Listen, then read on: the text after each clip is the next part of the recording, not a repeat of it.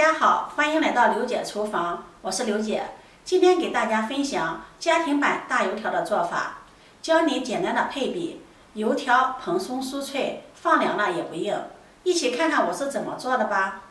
首先，我们准备400克的普通面粉，把它倒入面盆中，加入4克的食盐，3克的小苏打，4克的五铝泡打粉。再加入10克白糖，然后用筷子搅拌均匀。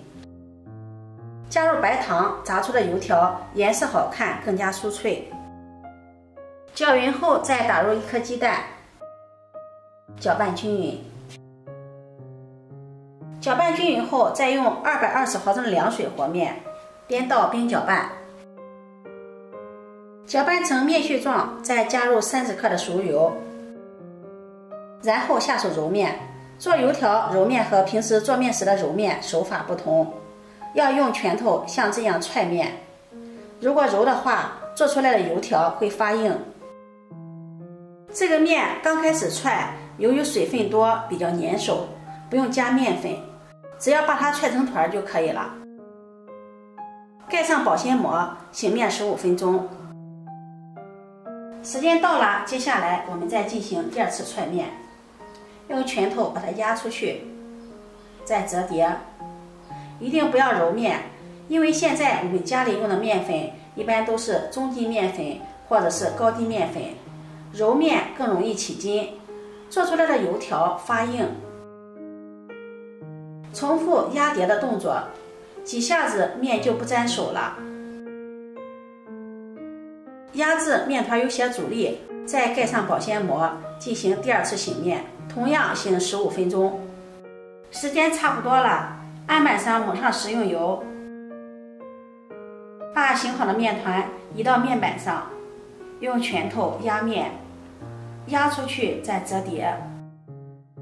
这会儿的面已经变得非常的细腻柔软了，压2-3分钟，把它压成一个长方形的面片，从中间切开，分成2份。这样方便下一步的操作，因为现在的家庭案板比较小。再取其中一块压成长方形，像这个样子，再把它卷起来。另一块也压成长方形，卷起来，然后装进保鲜袋里，密封起来。放到冰箱冷藏1个晚上，或者是醒面6至8个小时。案板上撒上干面粉，取出醒制好的面团。如果是刚从冰箱里拿出来的，最好再醒制20分钟。取出一份，这个面不要揉了，揉面容易起筋。用手托住两边，把面片伸长，再把它压扁。从中间向两边擀开，把面片擀开擀薄。擀制的过程中，面片不齐的地方用擀面杖整理一下，推一推。厚度在0.5厘米左右，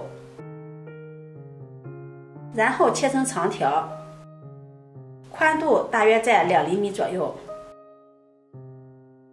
切好后，用1根筷子沾上水，隔一片打上一条水横线，这样在炸制的时候2片就会粘在一起。水不要打得太多了。然后把没打水的面片提起来，压在打水线的面片上，